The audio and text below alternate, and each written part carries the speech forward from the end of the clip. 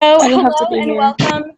welcome to our talk about tone deafness. So my name is Michaela. I'm the admin of Memes on Point, and I'm super excited to see everyone here and so honored to welcome these 5 amazing members of the Black dance community. So today our main focus is on social media tone deafness, hence the name. And what this means is that right now it feels like specifically the dance community is almost completely ignoring the political climate and not talking about the real issues of racism in dance. And we're here to talk about how this impacts the conversation and what we really can do to solve this problem and go forward and make change. So without further ado, I'd love all of our panelists to introduce yourselves. So whoever wants to start and introduce yourself, go ahead. Hi everyone, my name is Kamala, Saara, and this is my first time here at the city here Valley. I'll be graduating. All right, I'll go next. My name is Adrian Mitchell. I'm a dancer in Mahalaski Theater, where I've been for 6 years in St. Petersburg, Russia. I studied here at the Vaganova Academy and as well as Ellison Ballet in New York City. Yes, I'll go. My name is Jason Ambrose. I am currently ballet master at classical coaching in Texas. Next year, I am moving to San Francisco Ballet School. I'll be full-time male faculty there. Nicholas, you want to go next? Is it me? Oh. Hi, my name's Nicholas Rose. I dance at the National Ballet of Canada, and I used to dance at Dance Theater of Harlem. And I'm pretty sure I'm here because I called out my company for racism. Hi, Nick. Amazing. Here, Addison, could you introduce yourself? Yes. Sorry, I had connections issues. My computer stopped working. I'm Addison Ector. I dance, having multiple problems over here.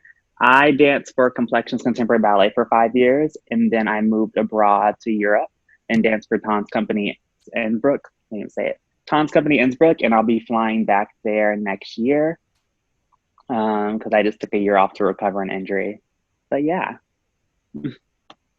All right, amazing. Thank you guys so much. I'm super excited for you all to share your experiences and thoughts with the dance community. So I'm going to start with our first question. So in the past couple of weeks, we've seen an outcry in online communities concerning the death of countless Black Americans at the hands of police, as well as calls for dismantling systems of oppression. In what ways have you felt the dance community's social media response has been inadequate, or in what ways have you felt the response was actually adequate? And basically, what emotions does the actions of scrolling through your feeds and seeing different responses bring up? I think that we hold a lot of power in social media, and we hold a lot of power in these accounts that have a large following, let alone not knowing actually who's running the account. Sometimes it's children, sometimes it's young adults. So we're now adding this pressure onto this young individual who may not even be a person of color. I think that if they were not already posting pictures of non-white, Asians, Black, any other race, if they were already posting pictures of those dancers, then that's great. I think what I've noticed when I scroll through, it's mostly the same people. It's me, it's Nicholas, it's Michaela the Prince, it's Misty Copeland, it's Precious. It's kind of just the same group of people, which is kind of, I don't know how to explain it exactly. It's just that we want to see more, and we know there's more people. And I definitely have used my ability to reach out to certain accounts saying, hey, if you need more dancers to advertise or just to show, I know a lot of them. And they're all beautiful. But when I do, it's kind of just a repetition. It's like we're seeing the same exact people. And I think that it's just knowledge. And also sometimes we're showing, I guess, the best people of the time, which is totally fine. But definitely you'll see other videos of, posting young children at YAGP and Prix de Liaison. And, some of us, people of color may not be able to get to those opportunities that are on a larger scale to be seen. And sometimes we're stuck at our institutions wherever we are. So definitely, I think it's great. But I think also right now, if accounts are just posting Black dancers right now, that's a problem. I do not want to scroll right now and see 6 dancers of all color. And then you go back in time and it's just like what it was. And also, after this time is done, will that be just a section of people of color? And then we're going to go back to the way things were? Or are we going to actually like disperse it? So that's kind of my feeling right now on like how social media is handling all of this, especially those large dance accounts. Yeah, absolutely. It's very tokenizing. I've definitely noticed that. Adrian, do you want to go next? You know, a lot of individuals are trying to say that their actions and their social media, it's not connected, you know, but I call BS on that, because I think if you're not using your platform to express your outrage and your support for the community, it's really unlikely that you're going to be donating to bail funds or protesting or anything like that, you know. So I feel like as far as individuals go, you know, the posting is just the first step. It's just the bare minimum. And with big organizations, the proof is in the actions, is in the diversity of the company and the diversity of the school. So an Instagram post is nice and the black square is great, but if that does not, you know, have anything to do with what they're actually doing, the work that they're putting in, it's kind of irrelevant, you know. I mean, I'm in agreement. I feel that if this hasn't been something that companies have been doing long term and or organizations, the validity of it is not really there.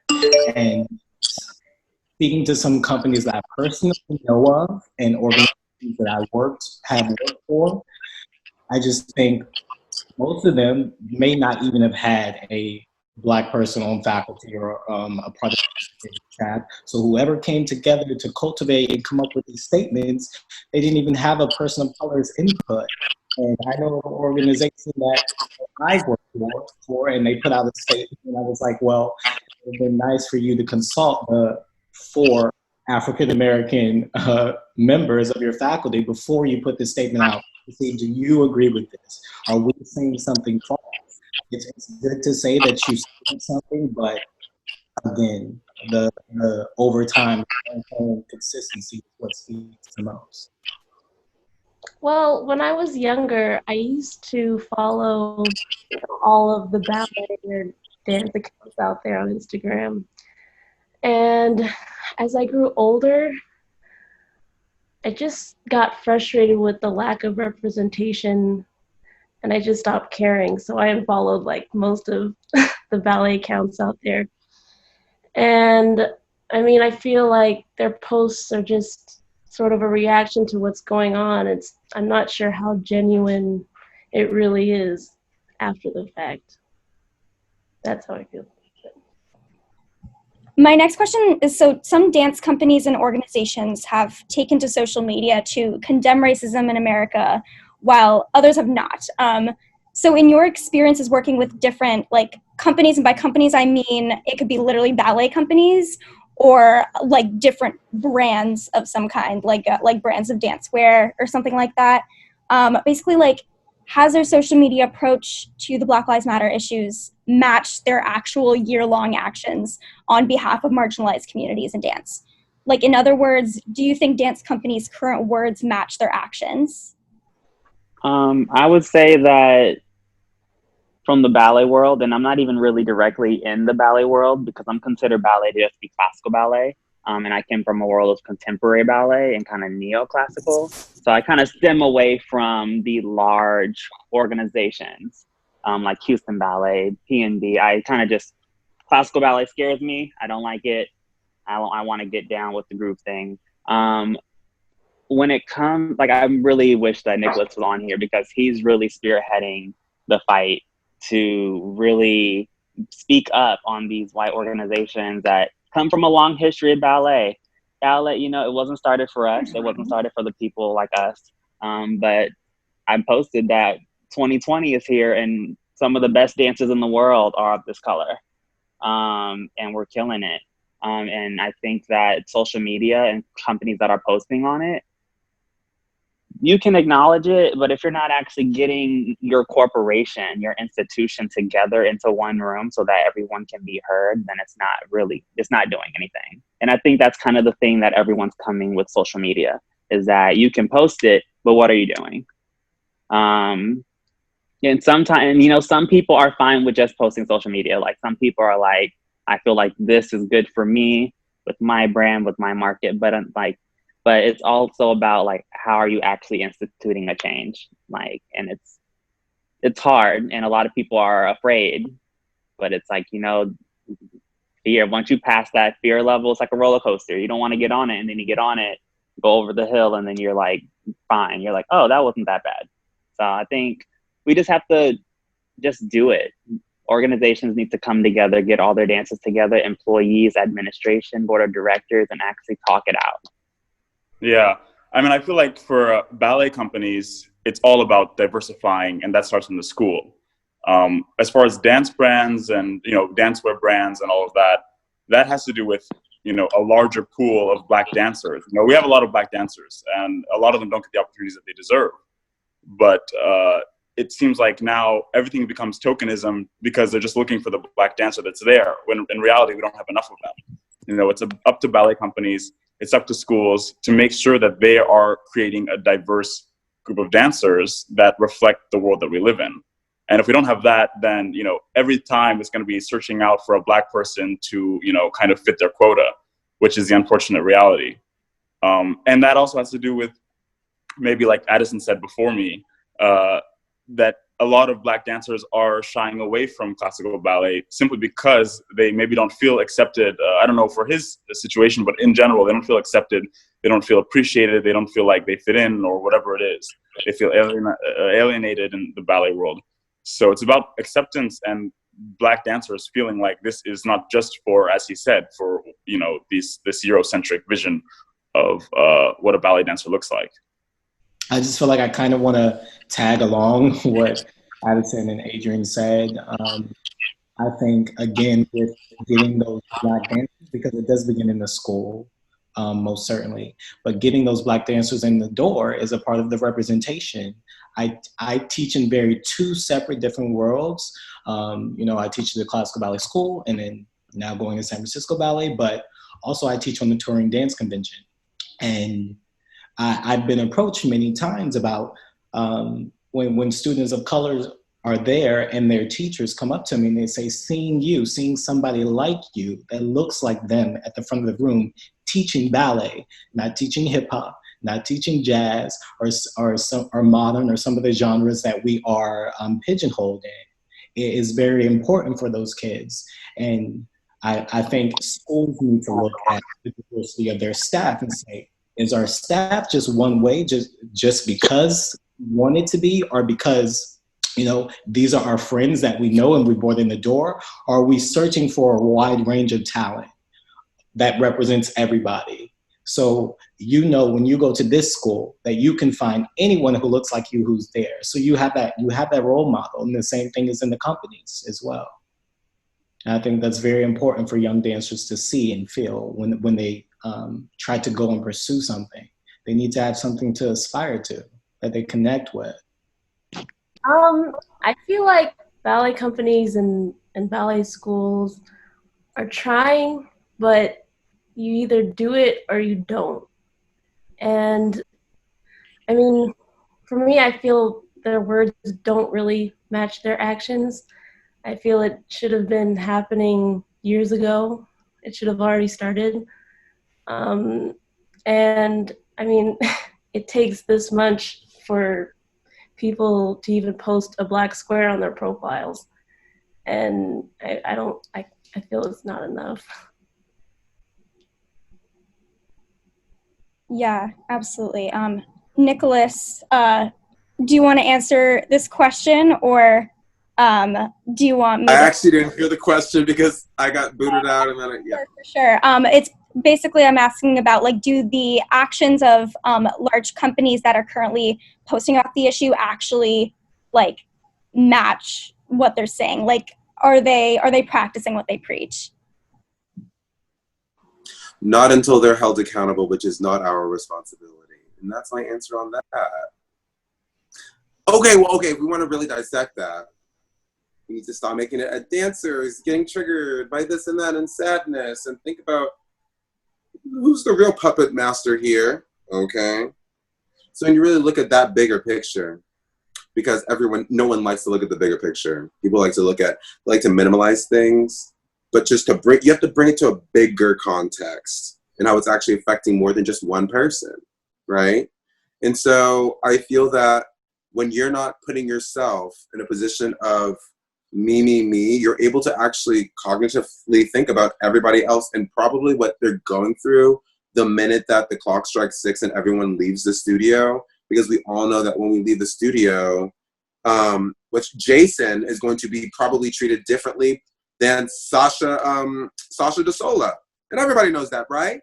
Because if you're trying to catch a cab and Sasha DeSola's trying to catch a cab, who do you think is really going to get the cab first? So you have to know that we are human beings and there's going to be difficulties outside. So our responsibility is to make everybody feel so heard, seen, and everything. We have to actually make everything that real life is not. We have to make it our very own dream. But that means equally, everyone has to be living in a dream that turns into a reality. Because if we're actually practicing being better people in the studio, you're going to actually do it when you leave the studio.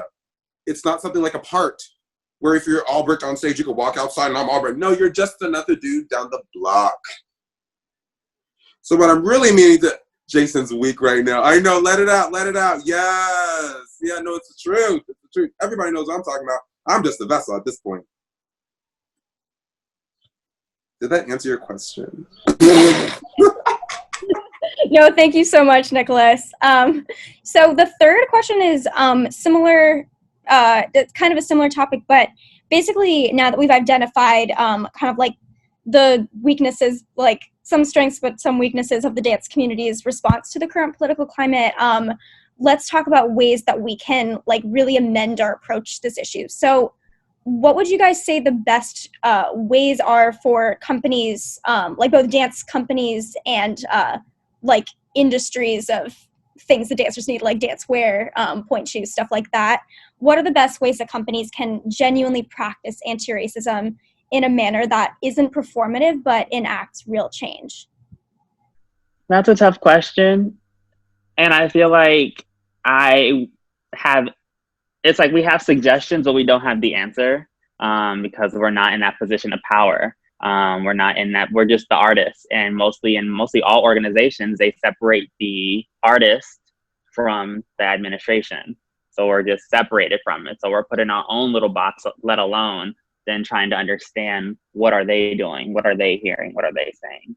I think that I'm definitely for the youth and making sure that the youth has the access. Like the fight that we're going through is gonna not be a fight that they're gonna have to go through. So I think for us, it's about having that discussion with our current jobs, wherever you're doing, your agent, your agency, your theater, your everything, is just having that conversation. It's hard to add diversity too, because we have to know like how many people are interested in getting in those positions of color. How many of us actually want to be artistic directors? How many of us want to be on a board? How many of us, it's all of that conversation. And I think that's when we have to speak with our youth to then broaden their horizons. Like, you don't just have to be this. You can be so much more, and don't like box yourself in.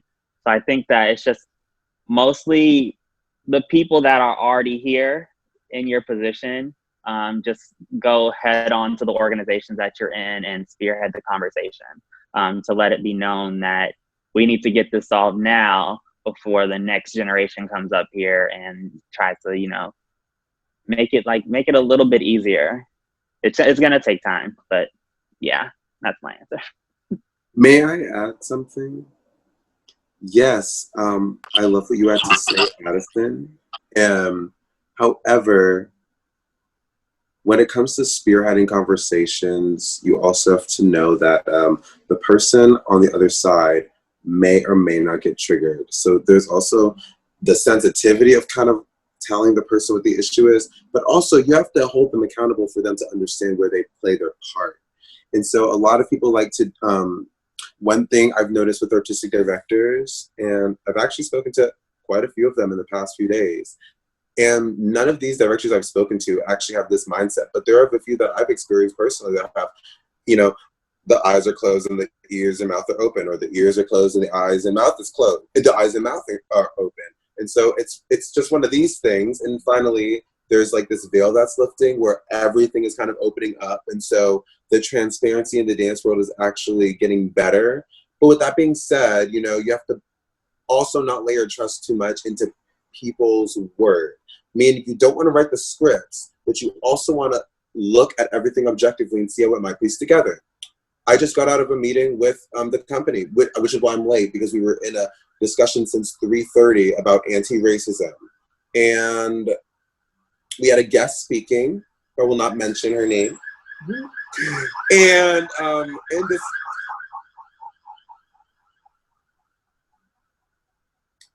pregnant pause. And in this meeting, she was talking about the IABD, the International Association for Blacks in Dance, and you know me, I got triggered as hell, okay?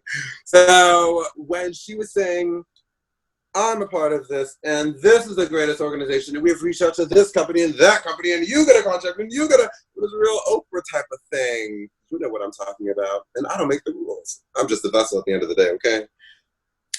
Without prejudice, putting it at the top so y'all can't sue me. Nicholas, could you really quick define triggered? Yes. So one of the conversations was, we need to figure out why you guys are getting triggered into CD and triggered. And what I had to say was, hi, may I speak? Yes, we need to stop worrying about why we're getting triggered and start going into the details of how the person at the front of the room, you know, the person who has control over all of us, low key, is triggering us. What in them, where in them is so broken where they subconsciously spew their pain onto vulnerable artists? Now that's the question we really need to be asking. We need to stop worrying about why are we getting triggered? Why are we getting triggered? The real question is, why is that person triggering all of us? You feel me? And that's how you get community. You don't get community by saying, I just want to talk to you in private, I feel triggered. You get community by going in front of your company and saying, I feel triggered. You feel me? Yeah, thank you.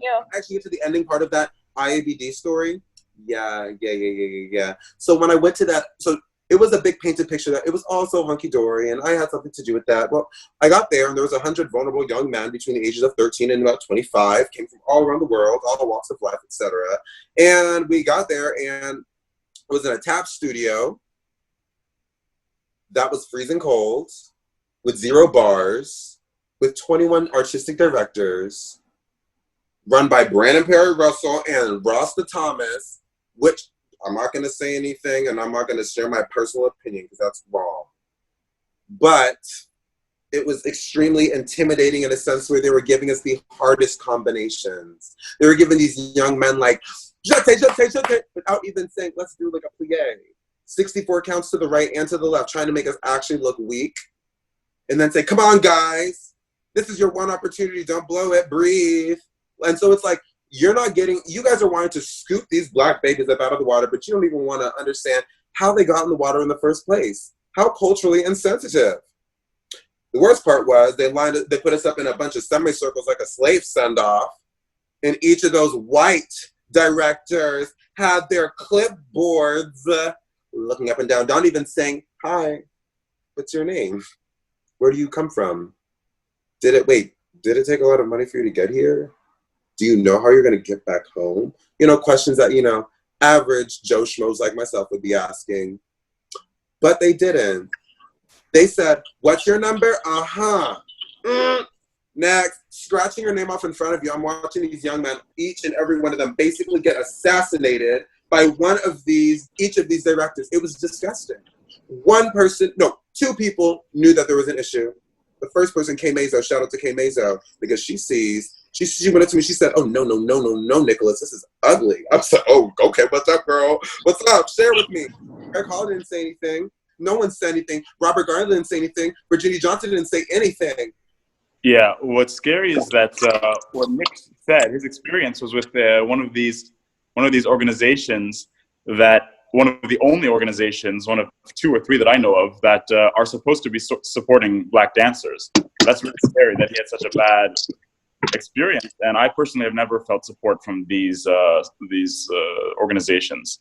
But I really do believe in getting our hands dirty and getting into communities where there's not usually dance, because, you know, I feel like some people think that ballerinas are only bred in Connecticut, but you can find that same talent in Connecticut that you find in Compton and the south side of Chicago. You know, I would like to see these ballet schools creating programs that go into these places and don't just, you know, give them some class or let them see the Nutcracker, but really train them the same way you train the main school that's in the nice part of town. You know, and Addison said something interesting again, that, you know, us becoming, our generation, especially of Black dancers, taking positions of leadership will be really effective. But why have we not? I'm just worried because we haven't seen that yet, right? We've seen, you know, ballet dancers of color, Black dancers, and then, you know, as they become teachers and ballet masters and mistresses, there's not so many. All of a sudden, there's only a few, and then you have absolutely no Black artistic directors of, you know, these major ballet companies that are not predominantly Black. That worries me. You know, there's a disconnect. For some reason, Black dancers are not able to, or maybe don't have the desire to stay and take on positions of leadership. Hopefully that's something that we'll see change, because that will change the entire conversation, I believe. I feel, of course, it goes beyond social media. I feel many directors and faculty have to be representative of Black people, and they have to have a real, genuine want and desire to change, and not just from pressure on social media. Yeah, I think that companies, schools need to step back and ask themselves, are we inclusive? And if they can just step back and ask that question, and they can really truly evaluate their programs and evaluate their companies and see in that, have we filled every part of the spectrum when we ask that question? And I think for some reason, particularly the ballet world has become this this club type, only certain people can sit with us approach. And companies need to get that, number one, out of their heads. I think that talent, like Adrian said, is everywhere if they're willing to be open and to look for it. So they just have to ask themselves that question. Obviously, it's one thing to be talking about like corporations and dance companies that have an administration and an established hierarchy. However, I also want to think about what the best ways that like individual dancers, either with large follower bases or small follower bases, can use their platforms to enact change. Like, in what ways can appeals to a large follower base, for example, make a difference? How can famous dancers practice anti-racism on social media? And how can, like, basically just individual dancers, like, make change, not necessarily, like, through social media, but, like, in partnership with it? Does that make any sense? That was kind of a convoluted question. Yeah, it's kind of a lot. And I think that's a conversation because everybody market themselves differently. And that's totally separate than who they are as a person. Because, you know, at the end of the day, some people run their Instagrams as a business. So they have to keep one special look. But when it comes to, I think, in my opinion, it's mostly just being a better human being and understanding what's going on in the world. Understanding maybe the Black point of view. I think there's no way to really advertise it without a group of people coming at you with like, okay, you're doing too much. You know, it's like there's different ways that some people will be attacked, will be applauded. It just depends on their following.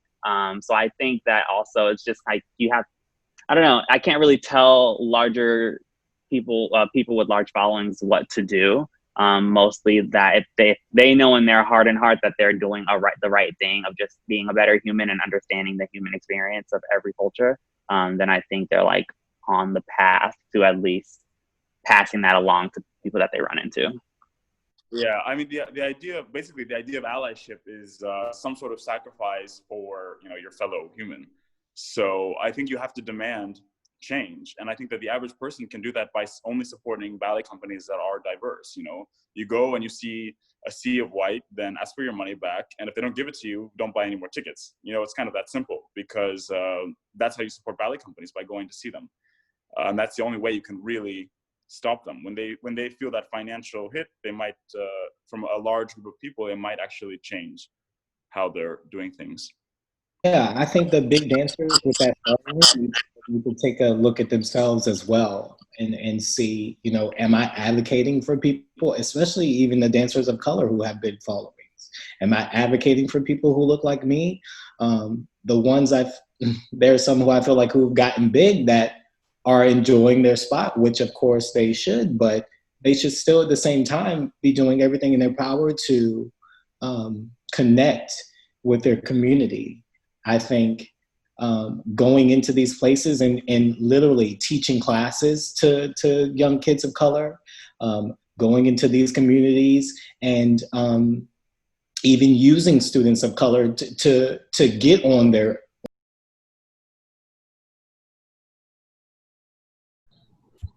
All right, we lost a couple people, but Kamala, I see you're still here.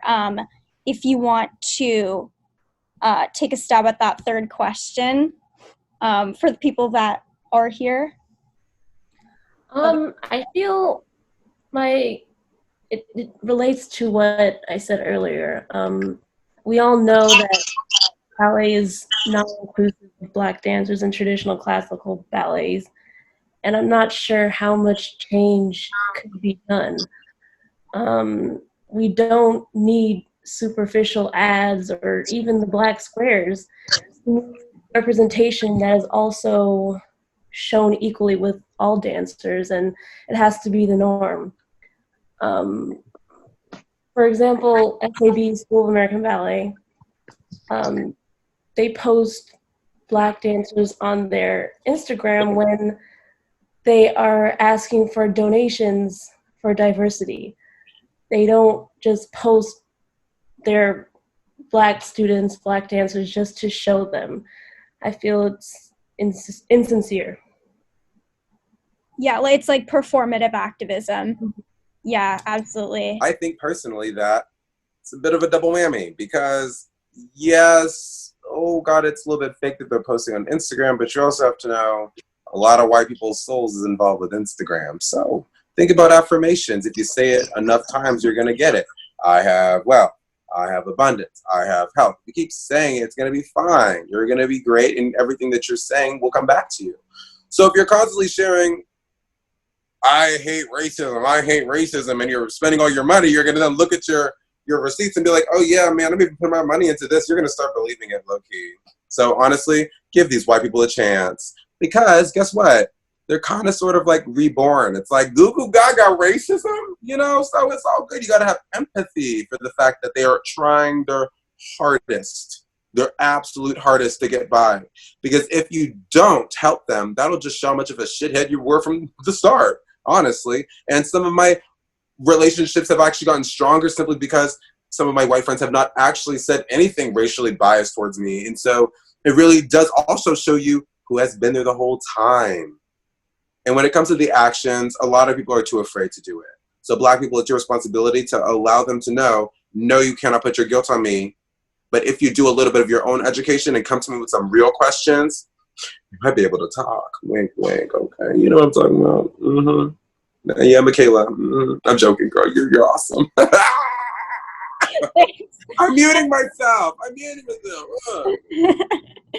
No, thank you. Thank you so much, everyone. So that was the last question that I have, but now that we do have more time, I would love to see if anyone has any questions they'd like to put in the chat that we haven't covered in this meeting. Oh, okay. What has supported you most in each of your careers? Yeah, kind of open-ended question. Well, I would definitely say for people of color, scholarships. I think a lot of us that probably have been successful have gone through some form of a scholarship. You know, big organizations trying to, you know, that's like them helping us basically, because, you know, we assume that, you know, there's poverty included in the Black race. So they are like, oh, you want to do ballet? Well, here, we need one of you. So here's a scholarship for you to learn. And I'm not mad at it at all. Like we appreciate every single scholarship that we receive, because when we do make it, we do feel like there was some support in that. That's definitely the biggest thing. But we have to, in the mix of getting scholarships, not assume that we're just trying to, fill the quota and fill the numbers in the school. We have to make sure that these organizations are all authentically giving their money to a community that can succeed and will succeed. And I think that's where the inclusion comes in. So I think in my career, scholarships has been the biggest thing, and like making sure that I am able to get the training that I do want to receive. Yeah. I mean, I'm lucky. I have a really supportive family that has helped me a lot. And of course, receiving scholarships, I could have never studied ballet as long as I did without the help of scholarships. And, I also, this is not really has to do with race, but I had really good training, and that helped me a lot, and not everyone has access in general by race or by, differences in class and financial ability, has access to really good training. So those are things that have supported me in my career a lot. I'd say my family, especially my parents, my mom. She's been through everything with me, and I appreciate her so much. And scholarships, of course. I received a scholarship to School of American Ballet for their year-round program, and I was really grateful for that. And Yuri Grigoriev and Alexandra Adrian knows them, and Yuri always saw a future in me from a very young age, and he also gave me a scholarship to study at his school, and when I didn't have the funds to, so I really appreciate them. I would say my dancer friends, but also my dancer friends' parents, because I didn't have the most supportive parents in ballet. And so when you're in a room for 6 hours a day, you actually start to get to know people on a more interpersonal level. And I think that's a really important thing to know. And that also is kind of a microcosm of just kind of breaking racism, because we all have our issues, we all have our problems that we deal with, but when we're all in the ballet studio, we all have one definite goal, and that's to become better ballet dancers and to be able to share it with audiences and connect with them in ways that we don't actually have to speak about. So I think that's an important thing to know, that your friends are always actually there for you. Even the ones who don't appear that they're talking about you or talking to you, a lot of them are thinking about you. Even in the past few days, the people who reached out to me since my first post, actually since before I posted it, they were the ones who never even spoke to me, but they're emailing me, how are you? Hope you're good, hope you're good. So it really did show you that some of these distant principal dancers are sitting up in here like, how is he doing? And the people even higher than that are just, so it's just very telling. These times are telling. Ooh, bullshit black boy. Ooh, that is not my type of question. Adrian, you live in Russia. Take it away, girl. Hey. All right, we can go on to, so I did have a bunch of people first talking about like 3 people basically talked about companies who have been keeping silent on this issue, haven't been transparent enough about what they're doing right now. One was specifically about YGP. I know me and Kamala both done YGP. So yeah, if you want to talk generally about like companies, that was kind of similar to our second question, but if you have any more thoughts on that. It's hard. It's not hard. Like we're putting pressure on all of these organizations to speak and kind of make a statement, and then we're looking at the statement and then judging the statement. And then we're trying to see if what they're saying is just legitimate or authentic. And half the time there's some organizations that haven't spoken out but are doing the work, but we don't know. And only a select few people know. And I think it's very hard. It's really hard to kind of attack them until we actually see action. Because yeah, there's some companies out there that are posting like the black square or just saying a statement. But it's like, is it truly authentic? And I just kind of like, I think time is gonna tell once change starts to happen and see what it's gonna be actually implemented. Like maybe it's gonna take one company, maybe National Ballet of Canada, maybe it takes them to actually like show us what they're doing. And then we can kind of, if that's good and how we feel, we can forward that to all companies around and then kind of see if that's working. So I think it's gonna take time to kind of just see what the companies that are being silent, what are they doing behind the scenes? And then if they're not doing anything and then time goes by, then we can actually like nip that in the bud. I think it's also a matter of like, do they know the importance of what they're doing, and will that also indicate how long they should spend behind the scenes?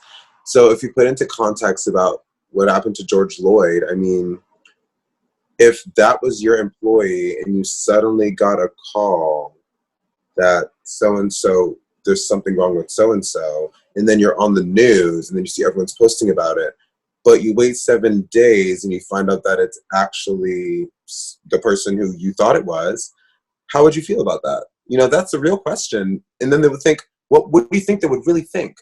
I wish I should have known. What every white person's been saying recently. I wish I should have known. And that is a reflection of like, you know, you can't be so bereft of humanity where you actually have to sit across the table and discuss whether this person's life is equal to my dancer. That's the question we need to be asking. That's all. So, okay, Biscuit Ballerina asked a cool question about microaggressions and implicit bias with colleagues. Okay, she says, if so in a large group setting or only individually with closer friends, like Nicholas said, colleagues or classmates can be like a second family, and does the family meeting seem useful? So basically like a little bit about microaggressive natures, like whether you feel comfortable in the kind of like family of the ballet setting. I want to talk about this one for a second. So when it comes to microaggressions, you have to be really sensitive about where the person might be coming from. And that's a really uncomfortable position to put yourself in, because over time, see, Black people actually deal with microaggression. What you guys are now figuring out as microaggression is something that we've experienced the minute we entered into America, like literally left the room. We were already put in a box by the majority. So us being in any room, we have to acknowledge that before we go to chapter 1. We have to make our acknowledgements that us being in the room is a political statement in and of itself. Like, that is first and foremost. The fact that Jason's in the room at one of the most white supremacistic ballet companies and schools in the globe, that's a political statement. Just by him walking in that door. So I think it's also sensitive to say that maybe the person who has never seen you before is unfamiliar with where you may came from. So I'm going to give an example about when I experienced microaggression in my company with Lindsay Fisher. We spoke about this already, and we're all good. We're all sad. We actually have a better relationship than when we had even a week ago. And it was about when he called me CPA. And it's important that you have to know that when these people say these racist things, there's probably a root.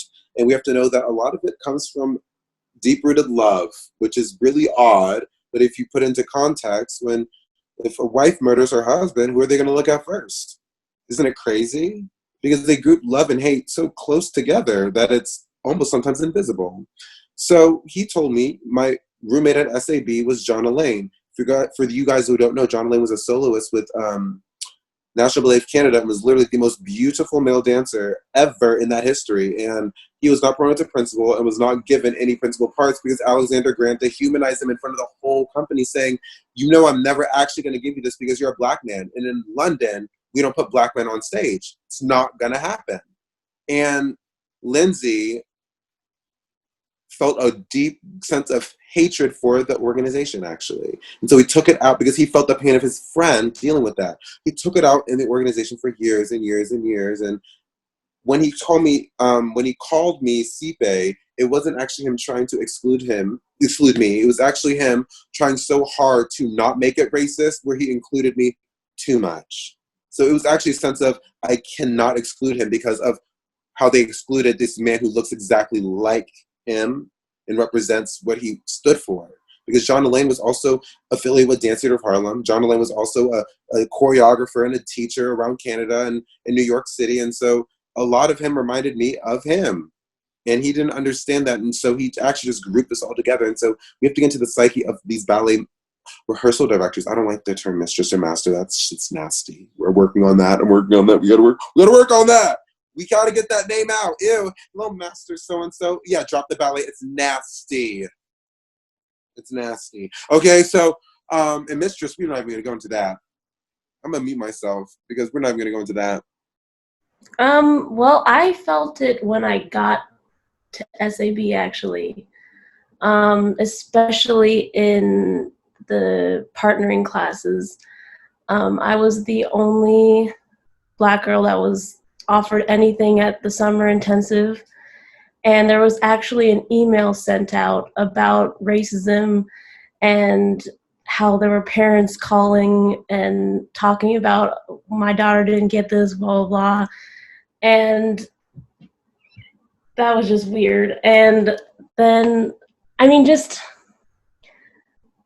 I wasn't exactly hurt when I experienced it in partnering class, because the boys, especially, since they knew all the girls and I was the new one, I sort of thought, oh, they'll warm up to me. They'll be fine once I'm there for a little longer. And as the year went on, that didn't happen. I was only partnered with 2 boys, and they were always nice to me, but I always felt weird around the rest of them, and it was just a really bad feeling in class. But then out of class, I had a lot of friends, so I was fine. But yeah, that's all I have to share. I think when it comes to a lot of microaggressions, because I've experienced myself, and Adrian and I talked about one of these.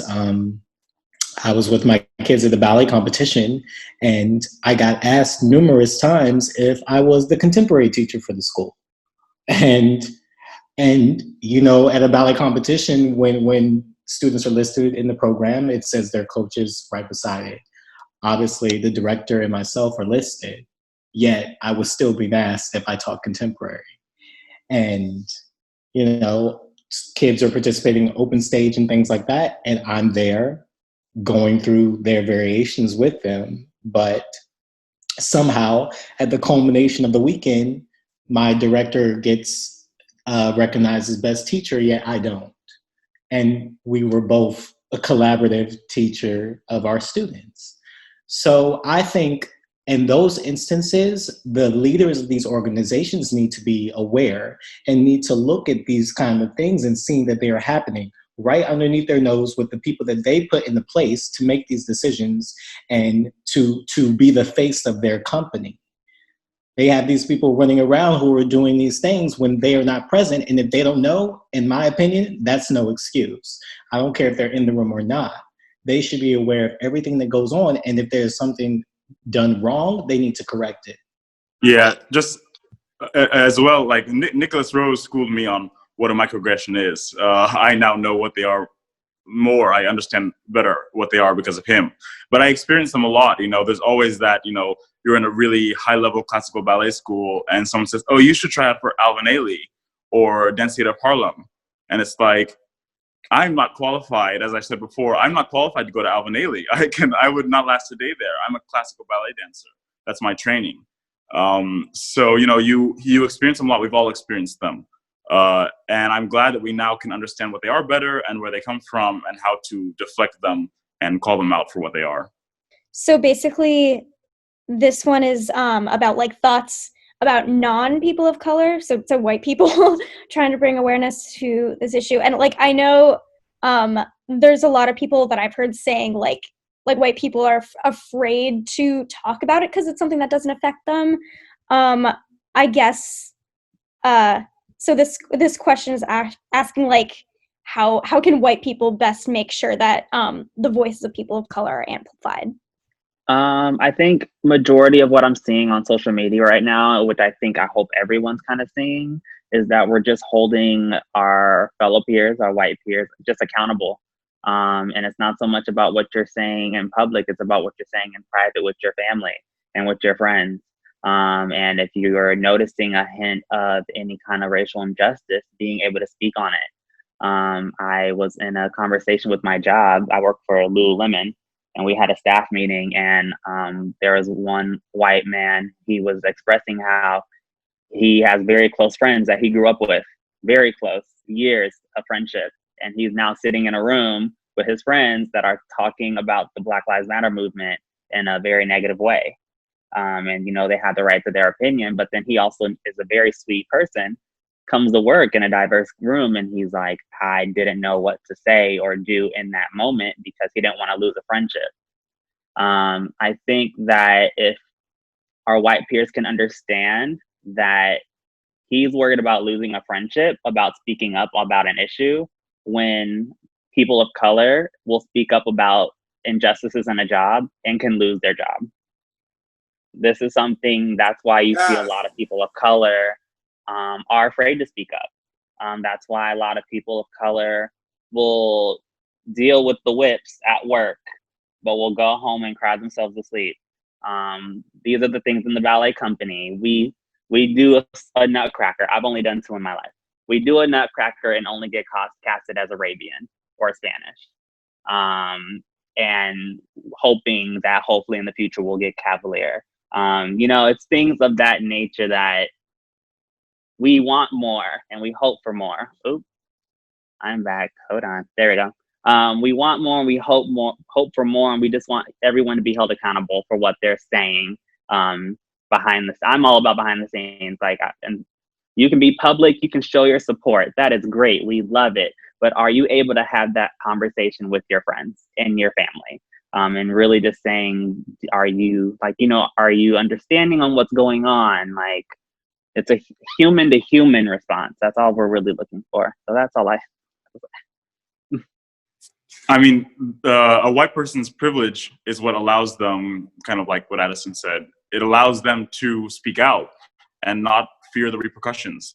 That's really the best way to be an ally, is to use your privilege that Black people don't have, to create a voice that can actually create change and can change people's minds, and at least call out people and make them realize that they're in the wrong, and allow yourself and the people around you to also realize that they're wrong. And that, of course, everyone can have their own opinion, but there are opinions that can hurt other people, that can oppress and kill, actually, now that we're talking about George Floyd, other humans. So it's really about that, speaking out and being an ally. People who haven't spoken yet, like final comments. Are we gonna talk about blackface or what? I know, right? I'm like, wait, okay. We can talk about it. We can talk about it. Yes. No, Adrian yeah. and I have talked about this so much. We've talked about this so much, Adrian. Yeah. And Jason and I had a talk on Instagram, this thing that we've been starting to kind of fill in organizations that haven't. And we talked a lot about blackface and what a disgusting thing it is. And not only how disgusting it is, but how horrible it is to look at just visually and aesthetically. And also, I've tried to talk about my experiences in Russia, because I'm, at this point, the only African-American or a person of African descent working at a ballet company here. So I've tried to explain, I've explained to my friends, and a lot of them got it. Our company actually does not have blackface in any of its shows, thank God. And no one's asked me to do blackface in a long time, although I was approached about it by a ignorant teacher at school, if I would fill in for that role that usually is in blackface. But Alexei Armansky is someone who actually has been working a lot to get rid of it. He is someone who is such a icon in the Russian ballet world, and he realizes it's wrong. He took it out of the Bolshoi's Corsair, and no one even noticed. And he's making a new Pharaoh's Daughter in Mariinsky, and I'm sure he won't have it there as well if it's a new production. So I'm hoping that there will be change on that. I can't stress enough how horrible it is. But tradition is something that's really beautiful, and it's why we have ballet. But it's also important that we look at the way that how we view tradition and how it can be bad. And we talk about, art imitates life, or life imitates art. And if you're doing something that's hurting humans, that humans feel horrible about seeing, you have to change that. That doesn't have a place in art. No one should come back from the theater feeling disgusted or, repulsed by seeing little kids dressed up like Moors or slaves, And yeah, I think it's also just along the lines of when they look at it, what is the reason for it? Especially now that it's become an issue. Obviously, there was a time period where it was accepted and it was done, but knowing now that it is a real issue and, like Adrian says, is hurting people of color, why keep it around? I think the justifications that I've heard are just simply ignorant and just people who don't want to listen. And I hate that a lot of times in ballet, things become consistent in something that's repeated just because it's been done before. That does not mean that it should continue to be done, by no means. And the justification that's very simple for Adrian and I, number one, obviously that it's just completely insane and discriminatory towards Black people. But any other role where you're playing somebody of a different descent, you don't paint your color a different face. Kitri does not make herself tan. Like all of these other roles, they remain their true selves and then they portray the character. But for some reason, a lot of closed-minded people think they need to hold on to this tradition of doing blackface. And I just think it's completely ridiculous. Yeah, I was speaking this morning. I was speaking to Ted Branson from Dutch National, and it was pretty interesting. That company has a really ugly passive racism. Holy shit. They do a Petrushka, and they had blackface up in there until 1991-ish, and he was talking to me because I was asking him, I was like, why do you do Nutcracker with the Chinese? And everyone's wondering, the Chinese people, they're casting the Koreans as the Chinese people, and then for Spanish, we're casting the thing is not why the Latinos are being casted as Spanish. The question is, why are you so comfortable paying all this money to promote racism and discrimination in front of a live audience? Good Lord. Did you know that Latino people are walking out there thinking, also, that's what they think of us? And Asian people are walking there like, oh, so that's what they really think of us. Get it? It's culturally insensitive. So if you, are you really about to eat a piece of meat knowing that there's a little bit of mold on it, but you cut it off? Are you really going to eat it still, knowing that you may run the risk of disease? You got to get rid of the whole thing. You got to upchuck the whole thing because it's hurting people. And I was telling him, I was like, well, why don't you just make well, he said, well, we had this production that was based off of St. Nicholas, and St. Nicholas, who had, they called him Black Pete. The name of the character was Black Pete. And they had a white person doing blackface. He said, we did this until I got here in 1991, and we didn't change it for a few years. I said, see, that's your problem. You said a few years. Where is me, Ted? I'm joking, no, but he understood. He took it away. He said, yeah, someone brought it up to me, and I literally didn't like it. But the thing is this, you have to understand, 1991 is literally not that long ago. So there's a lot of people out here who are still thinking that that's actually okay when it's not. They're teaching the youth that. You saw those little kids with the blackface thing. That is scary. And it's a sickness. It's a sickness. And they are learning through who is teaching them these things. It starts from the top. These kids don't just come out the womb like, ooh, racism. No. It's taught to them. And they actually think that, it's because of what they're reading. It's because of all that. No, it's because you're literally taking them to the ballet. Okay? Do you see any race issues when you're taking people to basketball? Why? Because it's so universal and adaptable and accessible for everybody. There's a reason. There's representation on that court. So there's going to be a lot of Black people there, white people there, everybody there. Why? Because it's a melting pot of athletes. Why can't ballet be the same? You know, it's literally segregated AF. And that's the issue that we're running. We're not even seeing, it's like we have to dismantle this white male gaze in classical ballet that these people, men and women, are kind of under the spell under, because it's run off of a very misogynistic undertone, right? We're not wondering, why am I Latina? I got casted as the whore. Why is your company promoting prostitution and misogyny in front of 12-year-old little girls and wondering why there's so much promiscuity before the age of 18? Did I go on too much? Because I think I made a really good point. Low key, y'all are like, oh yeah, bitch, that's a real question. Let's go get him. Let's get him. I'm joking. Let's not go get him, but let's ask them these questions, because now we're understanding the ammunition, right? And it's all in the questions and how you phrase them. You don't actually have to say, you did this. You just have to ask, why? My dad's a civil rights attorney. He always said, you never tell anybody what they've done. You just have to give them enough rope to hang themselves. Just ask a really hard question and see what their response is, you know? And so, it's good. It's good. This is some potent stuff. It's like, let's go get some racists. I'm joking. I know we needed a laugh, though. Come on, times are hard. I will say that with this conversation, I hope that a lot of people that are watching right now that are not a person of color understand these are conversations and things that we've been talking about for many of years. And I want you guys to be able to put try and attempt to see and put the shoe on and kind of see that when you're getting casted for something, if you're not a person of color, if you're like a non-Black, you don't ever think about casting. I think that's a privilege that you guys have. You guys do not ever think about casting. Even if you were to do a Nutcracker as an example, and you were to put Spanish or Chinese or Arabian, you're not thinking of your skin tone. You're just thinking, oh, I get to do that part. You know what I mean? Versus when we're getting casted, we look at the storyline and we look at the steps and we're looking deeper. What is the costume? Like, how are you feeling in the costume? So it's much further, and I just hope that everyone understands that. Put the shoe on, like put yourself in this position.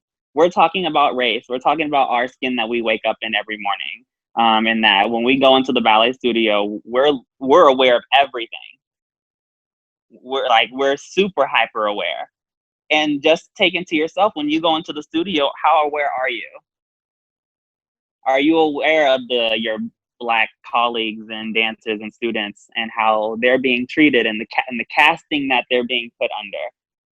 Are they put in the back? Are they put in the front? Are they in the middle? Are they doing a solo? Are they in a trio? Are they always in the same position every single year? Are they getting growth? You know, like, I think a lot of white people may just have the privilege of just going with the flow, but we have to be super hyper aware. And I think I just wanted to just make that, like, just try and take a moment to just step back and hear what we're saying, because these conversations happens within the Black community all the time. We've been talking about this for years. Blackface, we've been talking about it for years. We can't do anything because sometimes we're just victims, and and we're trying to fight a battle of history. We're trying to fight a ballet history. And we're trying to dismantle it, and we're trying to break it down and get to the root of the cause so that we can then continue, and all of us as a whole human race can enjoy dance together. And that's just going to be a very tough and difficult road ahead. And we just need everybody to join in on this fight of just understanding the history of ballet and how we can transform it into what it can be, which is very inclusive. And when we do get to the ballets that we know and love, Swan Lakes and Giselle's, that we have a perfect image of, whether it be Svetlana or Marianella, like whoever we have, that it's not like the story doesn't have to be based off skin, even though dance is visual. And that's the other hard part.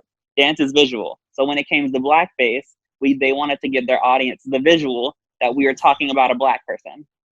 So that's kind of the hard part about what's going on. But that's all I wanted to say about that. So we do have less than a minute. We've filled up another 40 minutes. So I think I'm going to call time. This is amazing. Thank you so much. I really appreciate the 5 of you for being willing to talk and have this conversation. And I really hope we can do more things like this in the future. And thank you everyone else for coming and listening and learning. Yeah, it's amazing. Thank you so much. Thank you. Thank you. Thank you. Thank Had a great you. time. Bye. I'll see you all on the And group. nice to see my Bye. Black brothers and sisters. Bye. Bye. Black Bye. love. Great to meet you guys.